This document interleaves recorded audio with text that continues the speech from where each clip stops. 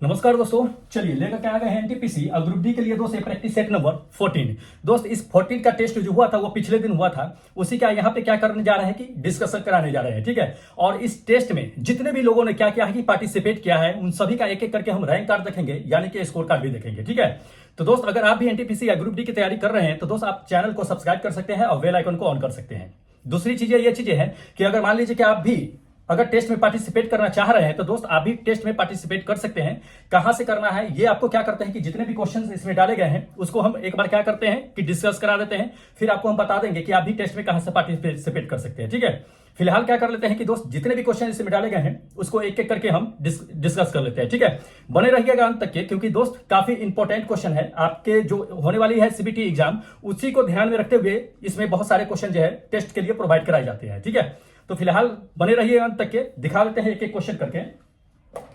देखिए इसमें क्या है कि जीएस है, जीएस के इसमें क्या है कि 20 क्वेश्चंस रहते हैं और जीके के 20 क्वेश्चंस रहते हैं। ठीक है, टोटल 40 क्वेश्चन टेस्ट में प्रोवाइड कराए जाते हैं, जो 40 के 40 क्वेश्चन जो है काफी इंपॉर्टेंट रहते हैं। ठीक है, देखिए आपका जब एग्जाम होने वाला है, एग्जाम तक के आप जब तक कि जो है आप क्या कीजिएगा कि टेस्ट दीजिएगा 40 क्वेश्चन करके, तब तक बहुत सारे क्वेश्चन का आप क्या कीजिएगा कि तैयारी अच्छे से कर लीजिएगा टेस्ट के माध्यम से। उसके बाद यहाँ पे डिस्कशन देखने के लिए मिलेगा ही आपको डिस्कशन क्लास, तो इसके माध्यम से भी बहुत ज्यादा क्या होगा कि आपको तैयारी हो जाएगा। इसलिए डिस्कशन क्लास बिल्कुल मिस मत कीजिएगा। अगर पार्टिसिपेट टेस्ट में नहीं कर रहे हैं तो कम से कम यहाँ पे बने रहिएगा।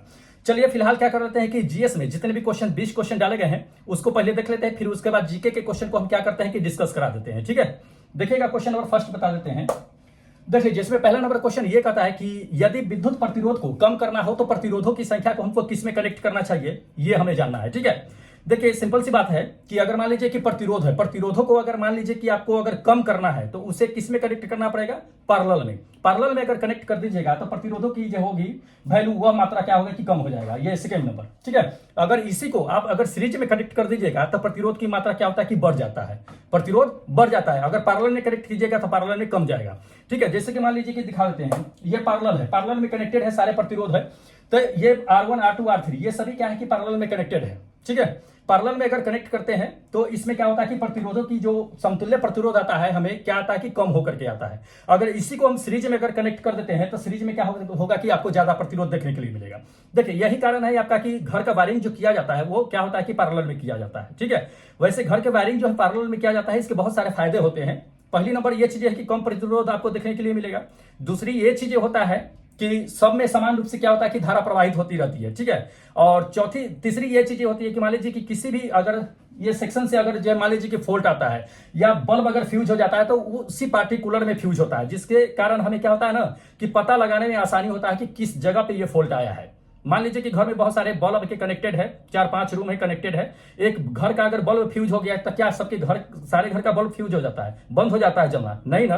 तो किसी एक घर का क्या होता है पार्टिकुलर जो है बल्ब फ्यूज हो जाता है, तो जिसकी वजह से क्या होता है कि हमें उसे पहचानने में, जानने में, फॉल्ट को पता लगाने में आसानी हो जाती है। इसलिए पैरेलल में क्या करते हैं कि कनेक्ट करते हैं।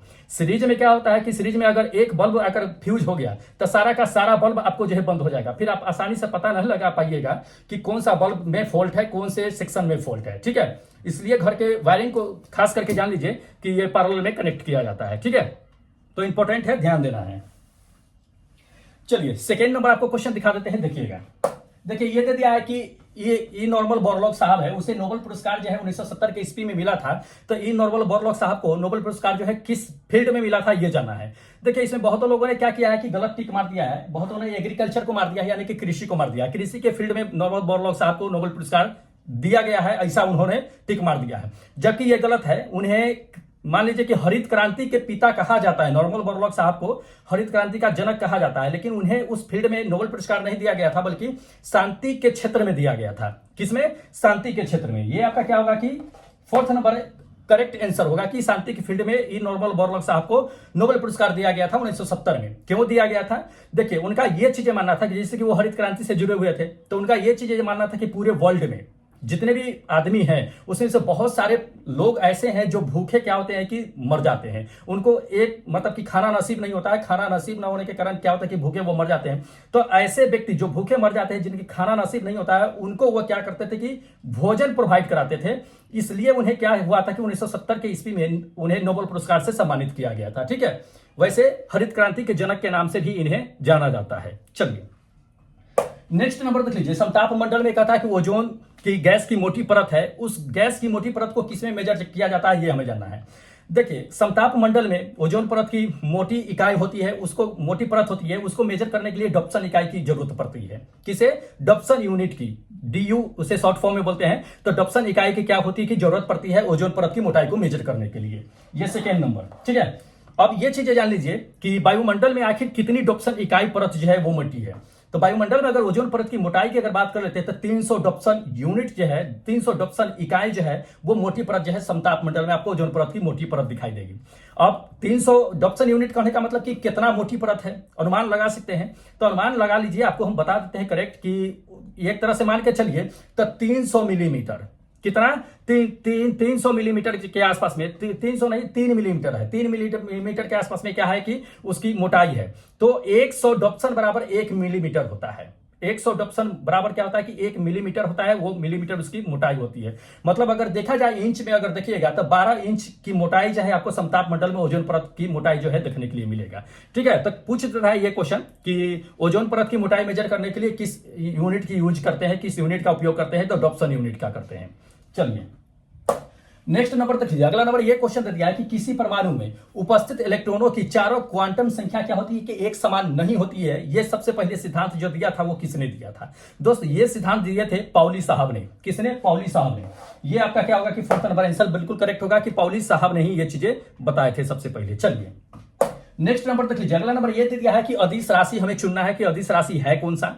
सदिश राशि, अदिश राशि जानते होइएगा। सदिश राशि किसे कहते हैं? जिसमें मैग्नीट्यूड और डायरेक्शन होता है, वो दोनों क्या होते हैं कि आपका सदिश राशि होता है स्केलर क्वांटिटी, वेक्टर क्वांटिटी कहलाता है। ठीक है, स्केलर क्वांटिटी मतलब अदिश राशि हो गया तो जिसमें सिर्फ आपको मैग्नीट्यूड देखने के लिए मिलेगा, उसमें डायरेक्शन आपको पता नहीं चलेगा। तो हमको इसी में वैसे ही ऑप्शन चुना है जिसमें हमें डायरेक्शन ना पता चल रहा हो, वो अदिश राशि कहलाएगा। जैसे कि मान लीजिए कि ये फोर्स है, पहला नंबर बल है।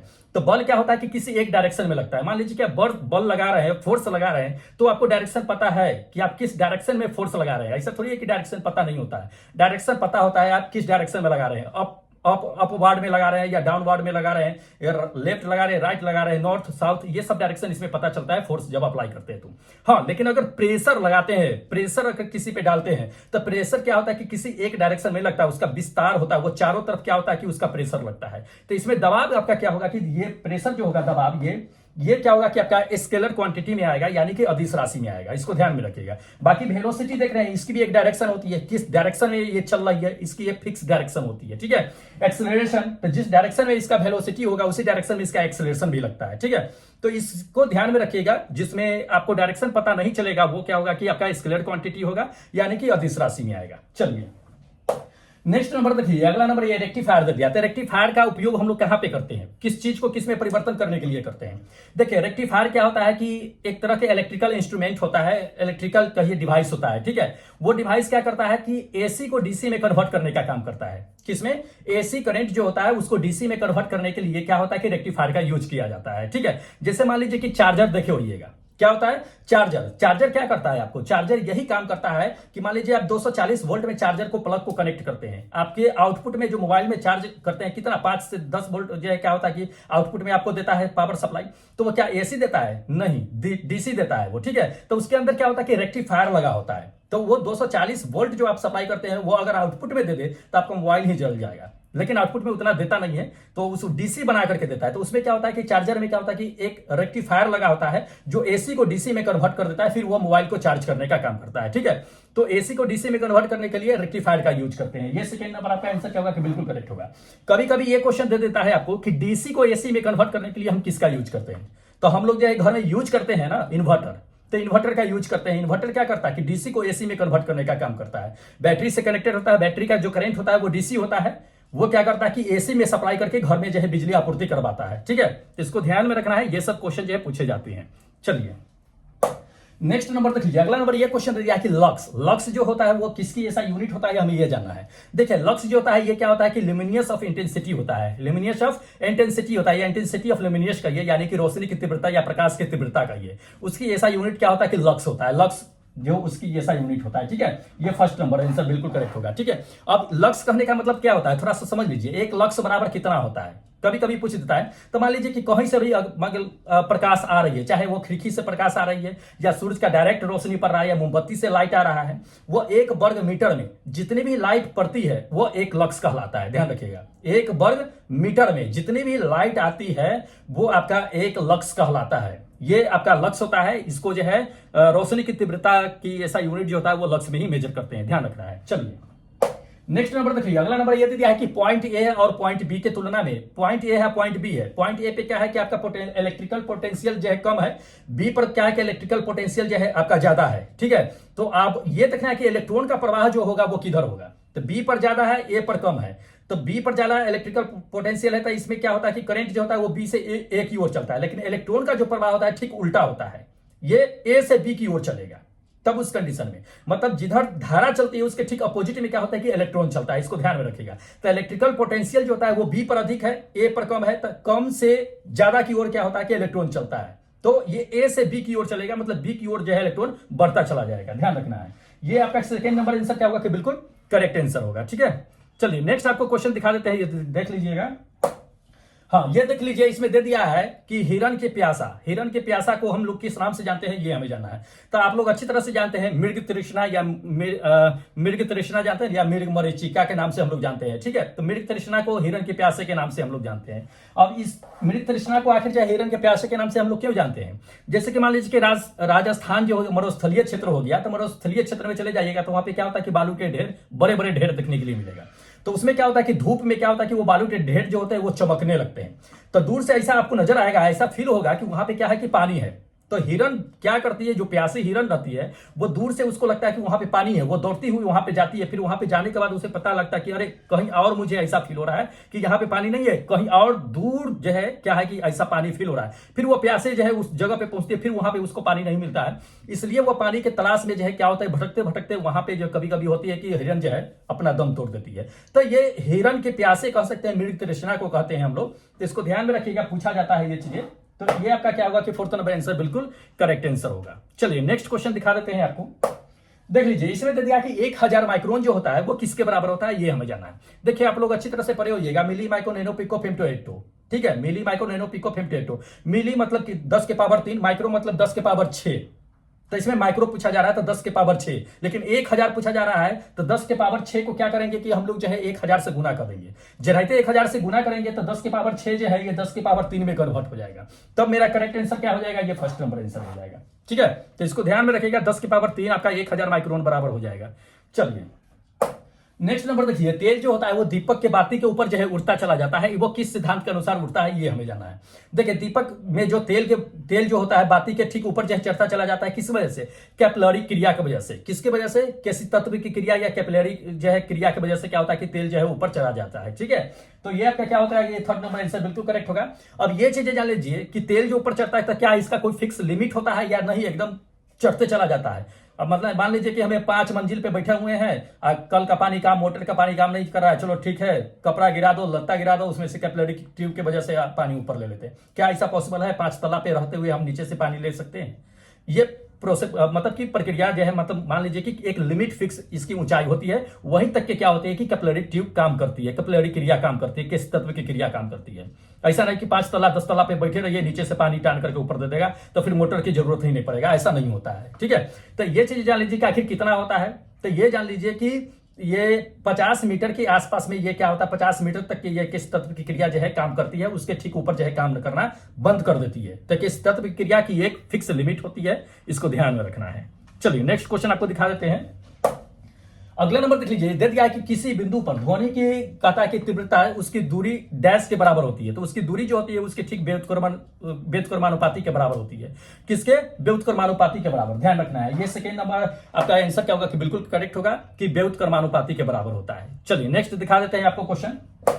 हाँ, इसमें देख लीजिए, इसमें दे दिया कि प्रकाश उत्सर्जन डायोड, जिसको हम लोग एलईडी के नाम से जानते हैं, लाइट इमिटिंग डायोड जिसको बोलते हैं, उसका उपयोग जो है क्या होता है इलेक्ट्रॉनिक्स खिलौने में भी यूज किया जाता है। ठीक है, तो उसमें जो प्रकाश निकलते हैं वो किस तरह की प्रकाशें होती है ये हमें जानना है। तो देखिए वो जो होता है विजुअली लाइट होता है। क्या होता है? विजुअली लाइट, यानी कि दृश्य प्रकाश इसको बोल सकते हैं। ठीक है, ये आपका क्या होगा कि ये थर्ड नंबर बिल्कुल आंसर करेक्ट होगा कि विजुअली लाइट यानी कि दृश्य प्रकाश बोलते हैं इसे। चलिए नेक्स्ट नंबर देख लीजिए, अगला नंबर ये दे दिया है कि बिजली के पंखे की गति को बदलने के लिए हम लोग किस चीज का प्रयोग करते हैं, ये हमें जानना है।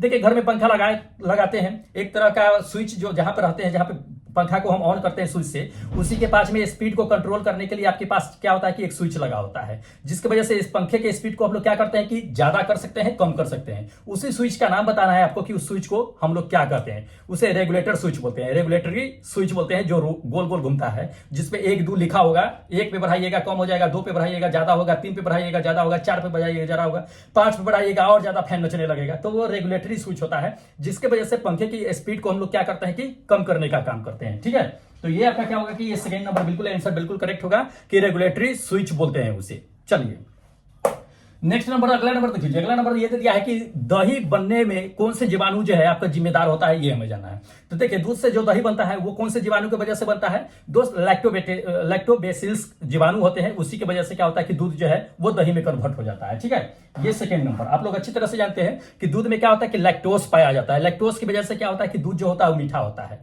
तो लैक्टोज होता है वो क्या होता है कि लैक्टोबेसिस क्या करता है, उस लैक्टोज को लैक्टिक एसिड में कन्वर्ट कर देता है, और लैक्टिक एसिड में कन्वर्ट होने के बाद दूध क्या होता है कि खट्टा हो जाता है, उसके बाद जो है वो दही में कन्वर्ट हो जाता है, जो लैक्टोबेसिस की वजह से होता है। तो इसको ध्यान में रखिएगा, इंपॉर्टेंट क्वेश्चन है। चलिए नेक्स्ट क्वेश्चन आपको बताते हैं।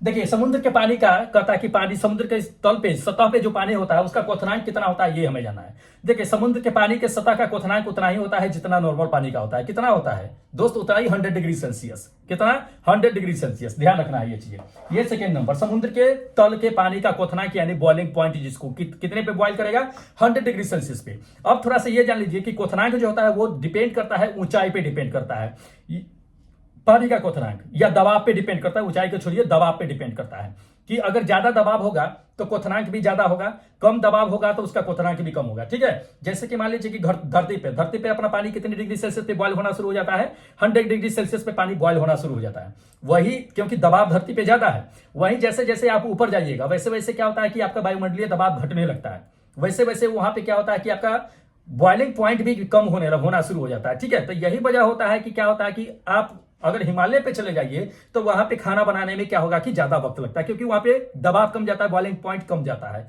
इसी वजह से। ठीक है, तो इंपॉर्टेंट है, ध्यान में रखना है ये चीजें। चलिए नॉन स्टिक खाना, नॉन स्टिक जो है खाना बनाने वाले बर्तन जो होता है उस पर किसका लेपित होता है, हमें यह जानना है।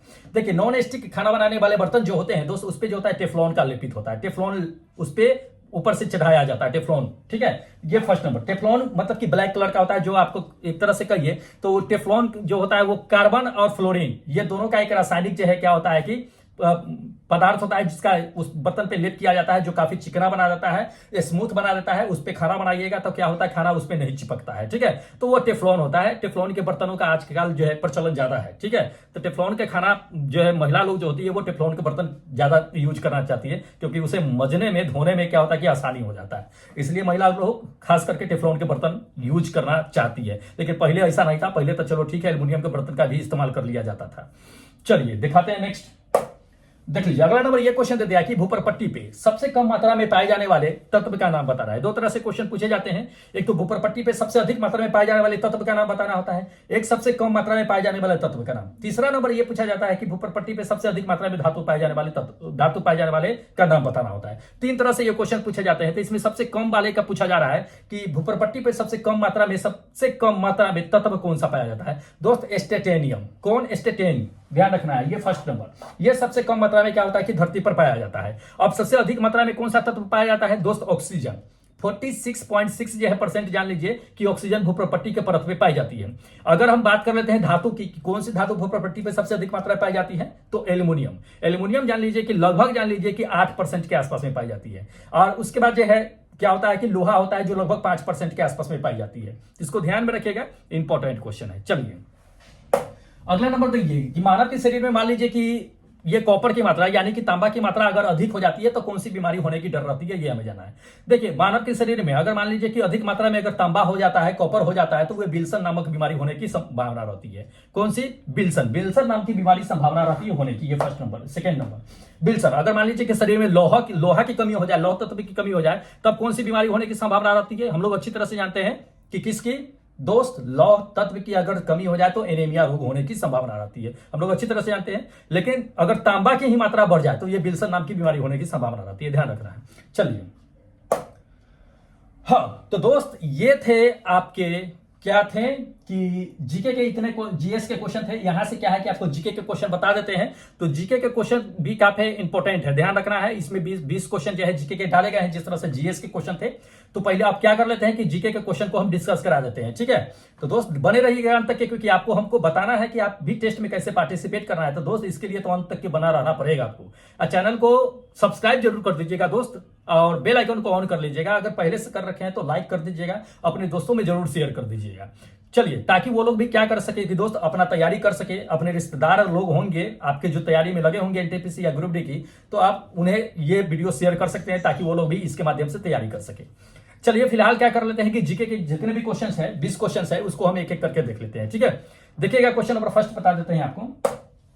देख लीजिए, ये क्वेश्चन नंबर फर्स्ट है कि भारत क्या कहता है कि बड़ा जो है कॉफी उत्पादक राज्य कौन सा है। तो भारत में कॉफी का सबसे बड़ा उत्पादक राज्य कौन सा है, हमें ये जानना है। देखिए ये साउथ में है, कौन सा राज्य है जान लीजिए, इसमें से देख लीजिए, बता दीजिए साउथ में ही है, कौन सा है ये आपको बताना है। देखिए फर्स्ट नंबर आपको बताते हैं कि कौन सा है, ये है कर्नाटक। क्या है, कर्नाटक। ये थर्ड नंबर कर्नाटक क्या है कि भारत में जान लीजिए कि सबसे बड़ा जो है कॉफी का उत्पादक राज्य माना जाता है। लगभग 71% जो है खुद जो है ये कॉफी का उत्पादक करता है कर्नाटक जो है। सो दूसरे नंबर पे केरल आता है, तीसरे नंबर पे तमिलनाडु आता है। तो इसको ध्यान में रखिएगा, पूछे जाते हैं, इंपॉर्टेंट है। चलिए नेक्स्ट नंबर देख लीजिए कि नाथुला दर्रा कहता है कि किस राज्य में स्थित है। नाथुला दर्रा के बारे में जाने होइएगा आप लोग कि नाथुला दर्रा जो है किस राज्य में स्थित है। ये है सिक्किम में। कहां पे है, सिक्किम में, ध्यान रखना है।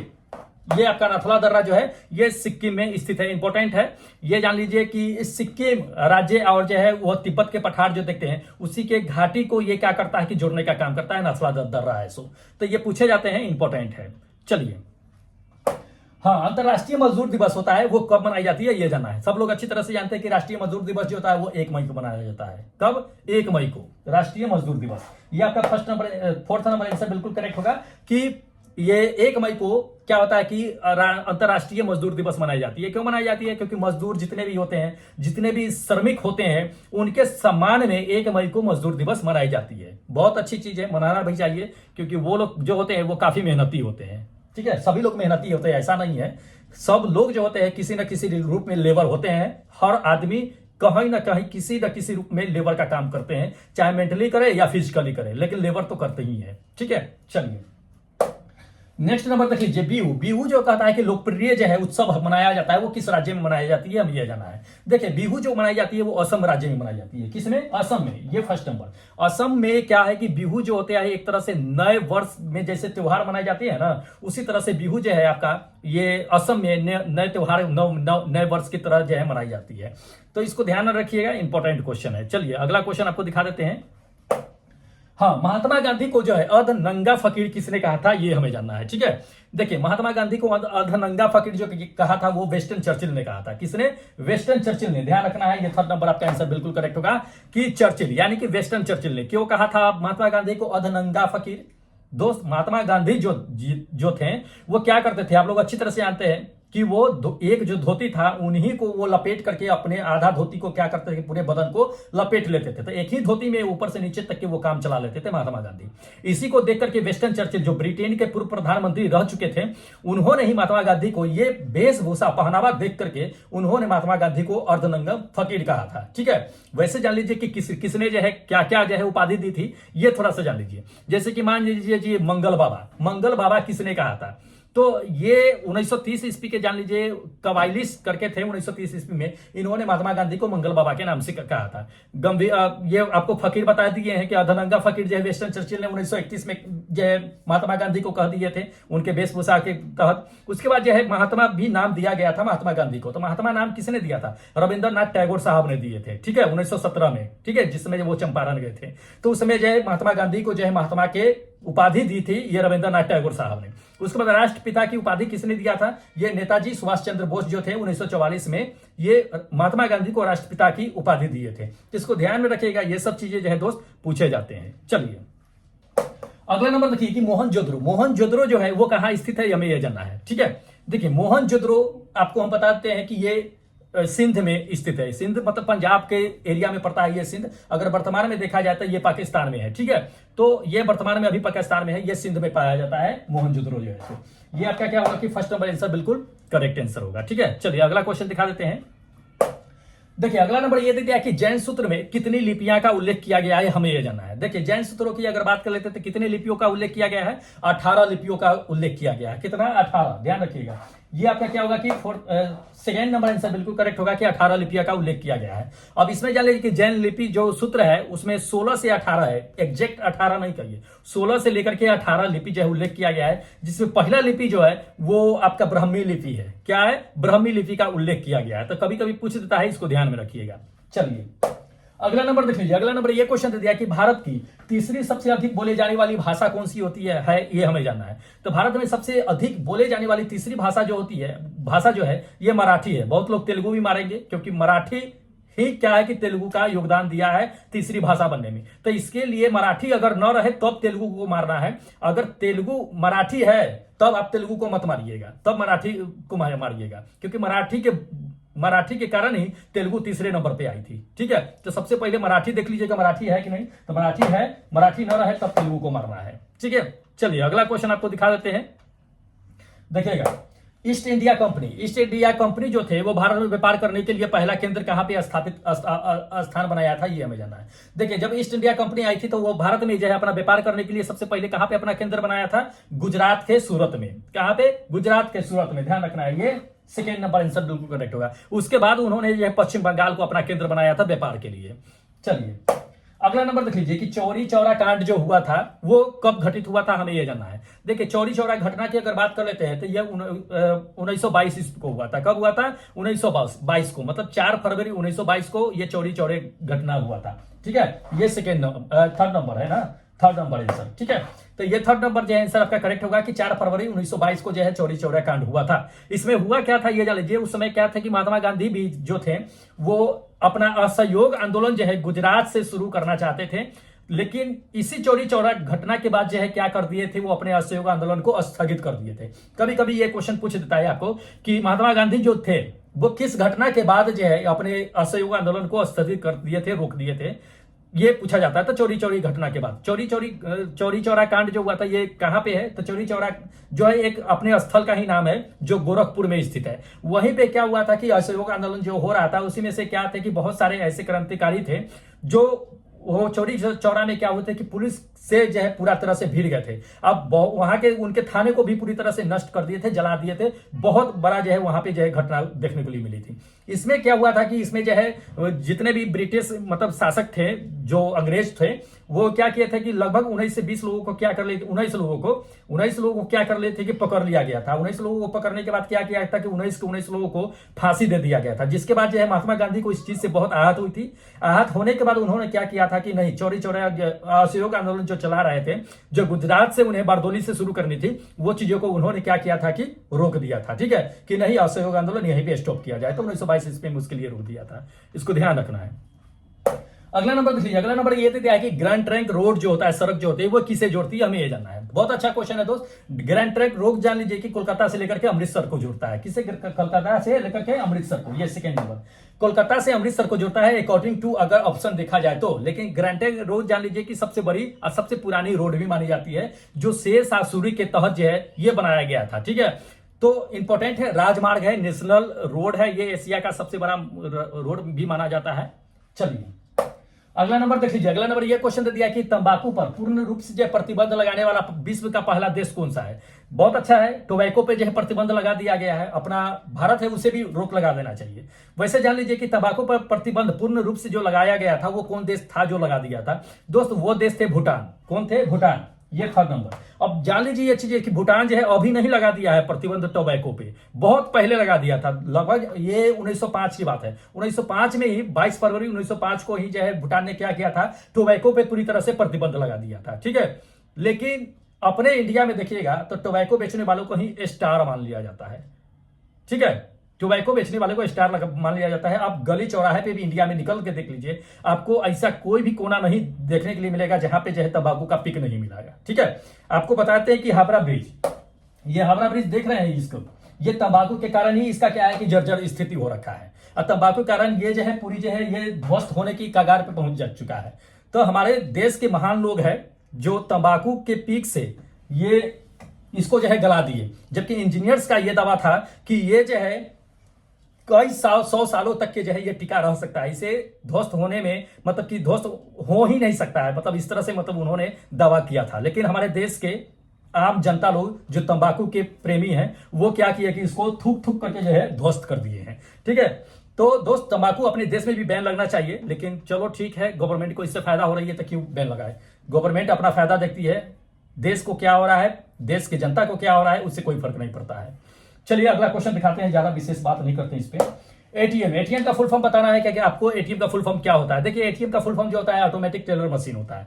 क्या होता है? Automatic teller machine. ध्यान रखना है, ये 3rd नंबर आपका आंसर बिल्कुल करेक्ट होगा। ऑटोमेटिक टेलर मशीन एटीएम का फुल फॉर्म होता है। चलिए सवाना घास, सवाना घास कौन से महाद्वीप में पाई जाती है ये हमें जाना है, किस महाद्वीप पे पाई जाती है। देखिए सवाना घास जो आपको देखने के लिए मिलेगा ये अफ्रीका में देखने के लिए मिलेगा। कहां पे? अफ्रीका में देखने के लिए मिलेगा। ठीक है, ये 1st नंबर। अफ्रीका में, किस अफ्रीका में मिलता है? उत्तरी, पूर्वी, दक्षिणी, उत्तरी, कहां पे?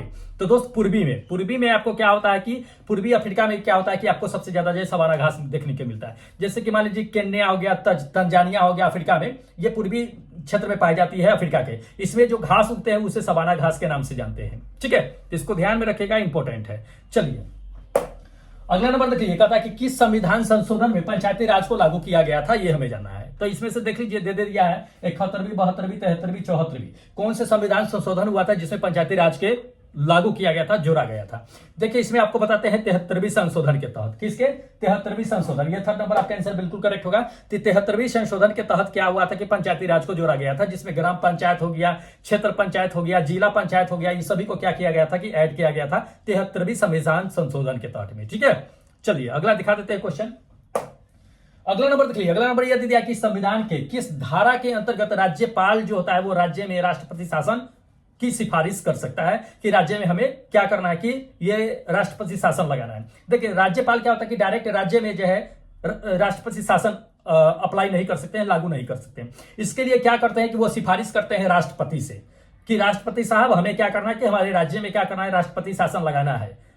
तो राष्ट्रपति अगर मंजूरी देते हैं कि ठीक है आप लगा सकते हो तो ठीक है लगा दीजिए। अगर आपसे काबू नहीं हो रहा है तो ठीक है, हम अपनी तरफ से जो है भेज रहे हैं अपनी देखरेख के लिए। देखते हैं कि राष्ट्रपति बिना राष्ट्रपति शासन लागू किए हुए अगर कंट्रोल हो गया तो अच्छी बात है, नहीं हुआ तो कोई बात नहीं है, तब आपकी सिफारिश को हम मान लेंगे। तो उसकी जांच की जाती है, जांच होने के बाद जो है राज्यपाल के सिफारिश पे राष्ट्रपति जो होते हैं वो क्या करते हैं, राष्ट्रपति शासन अप्लाई कर देते हैं। ठीक है, लेकिन इसके लिए भी टर्म कंडीशन होता है कि मान लीजिए कि अगर जो है राज्यपाल सिफारिश किए हैं, अगर राज्यपाल जो सिफारिश किए तो राष्ट्रपति देखेंगे इस चीज को कि सच में इससे कंट्रोल हो रहा है कि नहीं हो रहा है, तो यह भी कंडीशन होता है कि राज्यपाल सिफारिश करे न करे राष्ट्रपति से कोई फर्क नहीं पड़ता है। राष्ट्रपति अगर चाहे तो डायरेक्ट जो है उस राज्य पे जो है राष्ट्रपति शासन अप्लाई कर सकते हैं, लागू कर सकते हैं। ठीक है, तो जरूरी नहीं है, लेकिन सिफारिश जो है अगर प्रायोरिटी अगर देखा जाए तो प्रायोरिटी जो होता है ये राज्यपाल की होती है कि राज्यपाल सबसे पहले इन्फॉर्म करे, उनसे परमिशन ले कि हमें हमारे राज्य में क्या करना है कि राष्ट्रपति शासन लगाना है, आउट ऑफ कंट्रोल हो रहा है स्थिति जो है सो। तो इस स्थिति को देखते हुए क्या होता है कि राष्ट्रपति शासन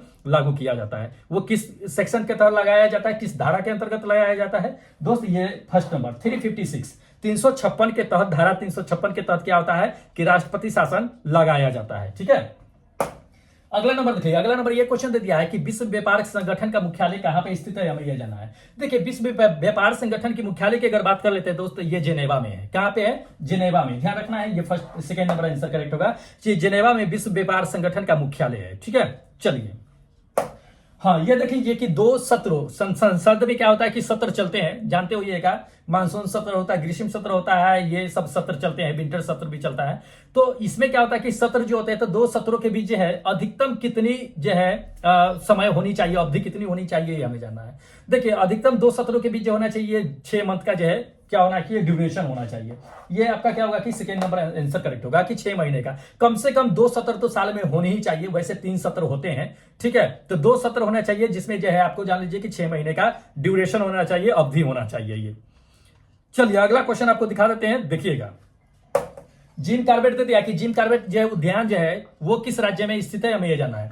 देखिए जिम कार्बेट जो है वो असम में है। कहां पे है? असम में है, ध्यान रखना। ये सेकेंड नंबर असम में है। इसका नाम जो है जान लीजिए कि जिम कार्बेट पड़ा है। तो ये क्यों पड़ा है, मतलब कि जिम कार्बेट जो थे नाम, इसका नाम भी चेंज किया गया था जब देश आजाद हुआ था 1947 में। उसके बाद जो है इसका नाम जो है रामगंगा नेशनल पार्क रखा गया था। लेकिन पूरे वर्ल्ड में रामगंगा नेशनल पार्क नहीं जानते हैं, जिम कार्बेट के नाम से ही जानते हैं। ये बाघों के संरक्षण के लिए जो है सबसे ज्यादा जाना जाते हैं जिम कार्बेट जो है सो, ठीक है। तो अभी भी हम इसे क्या करते हैं कि जिम कार्बेट के नाम से ही जानते हैं, न कि रामगंगा नेशनल पार्क के नाम से जानते हैं, ठीक है। तो इसको ध्यान में रखिएगा, इंपॉर्टेंट है। उत्तराखंड में स्थित है ये। कहां पे है? उत्तराखंड में है। ये आपका फर्स्ट नंबर आंसर बिल्कुल करेक्ट है कि उत्तराखंड में है ये। चलिए आप दिखा देते हैं। ये कितने क्वेश्चन हो गए? 40 क्वेश्चन हो गए हैं दोस्त। तो ये 40 क्वेश्चन जो थे आपके जीके जीएस के लिए दिए गए थे, जिसमें से आपको हमने डिस्कस करा दिया है। अब आपको हम बता देते हैं कि दोस्त आप कहां से टेस्ट में पार्टिसिपेट कर सकते हैं। अगर आपको टेस्ट में पार्टिसिपेट करना है तो इसके लिए आपको क्या करना पड़ेगा दोस्त, की एप्लीकेशन को डाउनलोड करना पड़ेगा। किस एप्लीकेशन को? तो ये ईआरसीबी सर के नाम से आपको गूगल प्ले स्टोर पे मिल जाएगा। ईआरसीबी सर के नाम से क्या कीजिएगा कि प्ले स्टोर पे डाउनलोड कर लीजिएगा, और इसी पे क्या कीजिएगा कि एनटीपीसी और ग्रुप डी के लिए, दोनों के लिए क्या हो रहा है कि टेस्ट हो रहा है, और उसी का डिस्कशन आपको यहाँ पे दिखाया जा रहा है। बाकी जो डिस्कशन हुआ है वो सबका अगर पीडीएफ लेना है तो आप टेलीग्राम से ज्वाइन हो जाइएगा। टेलीग्राम का लिंक डिस्क्रिप्शन बॉक्स में दिया हुआ है, जाकर के ज्वाइन हो जाइए। अब क्या क्या करते हैं कि दोस्त, जितने भी लोगों ने इस टेस्ट में पार्टिसिपेट किए हैं उन सभी का एक एक करके हम क्या कर लेते हैं कि रैंक देख लेते हैं। और जो लोग टेस्ट में भाग लिए हुए हैं आपको दोस्त बता देते हैं कि दोस्त आप क्या कीजिएगा कि जाकर के एनटीपीसी का नॉन स्टॉप से ही ज्वाइन हो जाइएगा, क्योंकि दोस्त एग्जाम तक के आपका वो टेस्ट चलेगा। इसलिए कह रहे हैं कि जाकर के ज्वाइन हो जाइए एनटीपीसी नॉन स्टॉप टेस्ट वाले से, ठीक है। चलिए दिखा देते हैं आपको स्कोर कार्ड। देख लीजिएगा आज के स्कोर कार्ड में जो नंबर पहले 1 पे बने हुए हैं वो शशि मौर्य बने हुए हैं। दूसरे नंबर की अगर बात कर लेते हैं तो ये मणिकांत भाई है। तीसरे नंबर पे ये है क्या है कि मुकेश है। तीसरे नंबर पे ये मुकेश शॉ है जो तीसरे नंबर पे है, बने बहुत अच्छे है दोस्त। चौथे नंबर की बात कर लेते हैं तो ये नितेश कुमार है। पांचवें नंबर की अगर बात कर लेते हैं तो ये मोहन कुमार है। छठे नंबर की अगर बात कर लेते हैं दोस्त ये सचिन कुमार है जो छठे नंबर पे है, बहुत अच्छा है। चलिए सातवें नंबर पे देख लीजिएगा कि सुजीत कुमार है। आठवें नंबर पे है मृत्युंजय कुमार है। उसके बाद 9वें नंबर की अगर बात कर लेते हैं तो 9वें नंबर पे कौन है कि नीलेश यादव है। 10वें नंबर की अगर बात कर लेते हैं तो ये लक्ष्मण कुमार कानवाड़ करके है जो 10वें नंबर पे है। 11वें नंबर की अगर बात कर लेते हैं दोस्तों ये चंदन कुमार है। 12वें नंबर की अगर बात कर लेते हैं तो 12वें नंबर पे ये शशिकांत भाई है, शशिकांत जागीर जो 12वें नंबर पे बने हुए हैं, बहुत अच्छा है दोस्त। चलिए 11वें नंबर की अगर बात कर लेते हैं, 11वें नंबर पे भगवान कुमार भगवान है जो 13वें नंबर, हाँ 13वें नंबर पे भगवान कुमार भगवान है। 14वें नंबर की अगर बात कर लेते हैं तो ये मिथिलेश कुमार है। 15वें नंबर पे क्या है कि विपुल कुमार है। उसके बाद 16वें नंबर की अगर बात कर लेते हैं तो 16वें नंबर पे कौन है कि रोशन कुमार है। 17वें नंबर की अगर बात कर लेते हैं तो 17वें नंबर पे क्या है कि मंटू शर्मा है। 18वें नंबर पे क्या है आपका कि सुरेंद्र भाई है जो 18वें नंबर पे बने हुए हैं। चलिए 19वें नंबर की अगर बात कर लेते हैं तो ये विकास कुमार है जो 19वें नंबर पे है। उसके पास 20वें नंबर की अगर बात कर लेते हैं तो ये कमलेश भाई है जो 20वें नंबर पे है। 21वें नंबर पे अगर बात कर लेते हैं तो ये बम भाई है जो 21वें नंबर पे बने हुए हैं। 22वें नंबर की अगर बात कर लेते हैं तो रामसेन भाई है। उसके बाद 23वें नंबर की अगर बात कर लेते हैं तो 23वें नंबर पे अपना सुमित भाई है। 24वें नंबर पे कौन है कि फरियाद अंसारी भाई है जो 24वें नंबर पे बने हुए हैं, बहुत अच्छा है। चलिए उसके बाद 25वें नंबर पे देख लीजिएगा कि हनुमानगढ़ से है ये पवन भाई जो टेस्ट देते रहते हैं। 26वें नंबर पे कमला कुमारी है जो 26वें नंबर पे बने हुए हैं। उसको जो 27वें नंबर की अगर बात कर लेते हैं तो एमडी समीम भाई है जो क्या है कि आपका 27वें नंबर पे है। 28वें नंबर की अगर बात कर लेते हैं तो ये बबली प्रजापति है। उसके बाद 29वें नंबर पे देख लीजिएगा, 29वें नंबर पे कौन है ये आपका जो है क्या है सक्षम है ना, सक्षम कुमार मिश्रा करके है ये 29वें नंबर पे है। तो उसका 30वें नंबर की अगर बात कर लेते हैं तो ये राहुल मुंजे है। 31वें नंबर पे अगर बात कर लेते हैं तो 31वें नंबर पे देख लीजिएगा विनय भाई जो यूपी से है, 31वें नंबर पे बने हुए हैं, बहुत अच्छा है। चलिए नॉन स्टेप एनटीपीसी वाले के लिए है नंबर 1 पे देख लीजिएगा ये कुमुद रंजन भाई है। उसके बाद सुशील कुमार है जो दूसरे नंबर पे है। तीसरे नंबर की अगर बात कर लेते हैं तो ये कमलेश कुमार है। उसके बाद चौथे नंबर की अगर बात कर लेते हैं, चौथे नंबर पे आनंद प्रकाश है। उसके बाद 5वें नंबर की अगर बात कर लेते हैं तो ये सुमित भाई है। 6ठे नंबर की अगर बात कर लेते हैं तो ये विनय भाई जो 6ठे नंबर पे है। चलिए उसके बाद आपको दिखा देते हैं ग्रुप डी वाले। ये एंटी नॉन स्टॉप टेस्ट में जय नंबर पहले नंबर पे बने हुए हैं ये मृत्युंजय भाई है। उसको दूसरे नंबर की अगर बात कर लेते हैं तो मोहम्मद आसिफ भाई है। तीसरे नंबर पे कौन है कि अरजीत भाई इंद्रजीत भाई है जो तीसरे नंबर पे। चौथे नंबर की अगर बात कर लेते हैं तो विनय साहब जो अपने यूपी से है। तो दोस्त इतने लोगों ने क्या किया है कि टेस्ट में पार्टिसिपेट किए हैं, और अगर आप भी टेस्ट में पार्टिसिपेट करना चाह रहे हैं तो जाकर के क्या कीजिएगा एप्लीकेशन को डाउनलोड कर लीजिएगा और चैनल को सब्सक्राइब करके बेल आइकन को ऑन कर लीजिएगा। तब तक क्या कीजिए दोस्त हमें इजाजत दे दीजिए क्योंकि फिर मिलेंगे एक नए वीडियो एक नए सेट के साथ। तब तक जय हिंद दोस्तों।